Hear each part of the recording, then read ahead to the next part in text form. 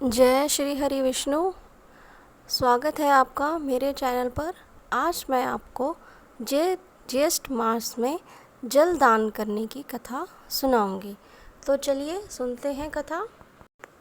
अगर आपको मेरी ये कथा अच्छी लगती है तो प्लीज़ मेरे चैनल को लाइक और सब्सक्राइब ज़रूर करें। किसी गांव में सेठ सेठानी रहते थे। सेठानी की कोई संतान नहीं थी। सेठानी धार्मिक प्रवृत्ति की थी। वह दिन रात पूजा पाठ किया करती थी। सेठ जी बहुत ही धनवान थे। किसी प्रकार की कोई कमी नहीं थी। लेकिन संतान न होने के कारण सेठ सेठानी बहुत ही दुखी रहते थे। सेठ जी के यहाँ बहुत सालों से एक नौकर काम करता था।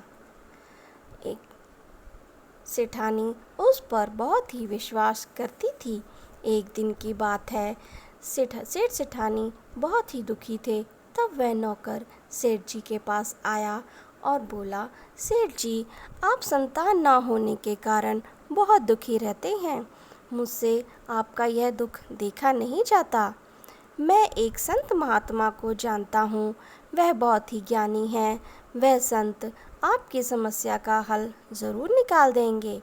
अगर आप कहें तो मैं उनको यहाँ लेकर आ जाता हूँ।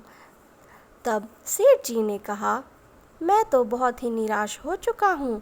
लगता है हमारे भाग्य में संतान सुख है ही नहीं।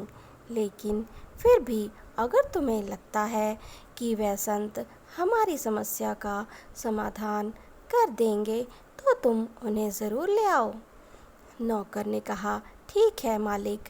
कुछ दिन बाद वह नौकर उन संत महात्मा को लेकर आया, सेठ जी के घर लेकर आया। उन संत महात्मा ने सेठ सेठानी जी का हाथ देखा और कहा, बेटा, तुम्हारी किस्मत में बच्चे का सुख नहीं है। यह सुनकर सेठ सेठानी रोने लगे और कहने लगे, बाबा जी, ऐसा मत कहिए, कोई तो उपाय होगा। मैं अपना सारा धन संपत्ति देने को तैयार हूँ। तब संत महात्मा ने कहा, बेटा, संपत्ति से संतान सुख प्राप्त नहीं होता है।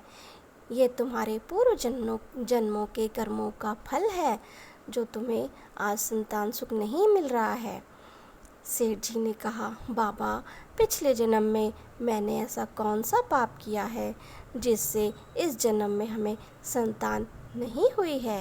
तब संत महात्मा ने कहा, बेटा, पिछले जन्म में तुम एक मंदिर के पुजारी थे।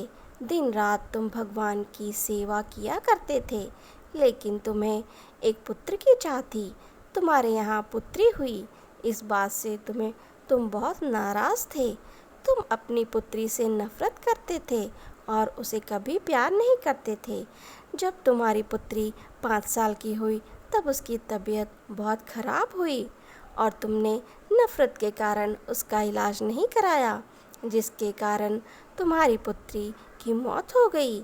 भगवान की पूजा के कारण तुम्हें दौलत तो मिल गई, लेकिन पुत्र की चाह में तुमसे कन्या की हत्या का दोष लग गया, जिस कारण तुम्हें इस जन्म में कोई संतान नहीं है।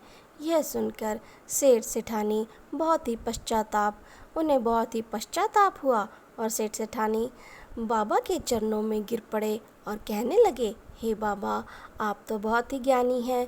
कृपा करके इस पाप से बचने का कोई उपाय बताइए। अब हमें संतान सुख ना मिले तो कोई बात नहीं, लेकिन हमें कन्या की हत्या के पाप के साथ नहीं जीवित रह सकते। तब साधु महात्मा ने कहा, एक उपाय है। पूरे ज्येष्ठ मास में प्रातः अपने घर से पैदल चलकर गंगा तट पर जाकर स्नान करो और वहीं बैठकर शुद्ध जल का दान करो और प्यासों को पानी पिलाओ, तो तुम्हें इस पाप से मुक्ति मिल जाएगी। जेठ मास में जल दान करना महादान होता है। इस दान को करने से व्यक्ति के जन्म जन्मांतर के पाप मिट जाते हैं, लेकिन यह काम संकल्प लेकर करना चाहिए। अगर बीच में ये काम तुमने छोड़ दिया तो तुम पाप के भागीदार बनोगे। साधु महात्मा की बात मानकर सेठ सेठानी ने पूरे माँ गंगा स्नान किया तथा जल का दान किया, जिसके प्रभाव से सेठ सेठानी ने के सारे पाप नष्ट हो गए।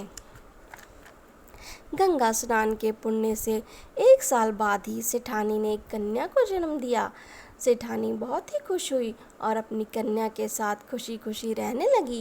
इस प्रकार जेठ मास में जो कोई भी गंगा स्नान करता है और जल का दान करता है तो उसके जाने अनजाने हुए पाप नष्ट हो जाते हैं।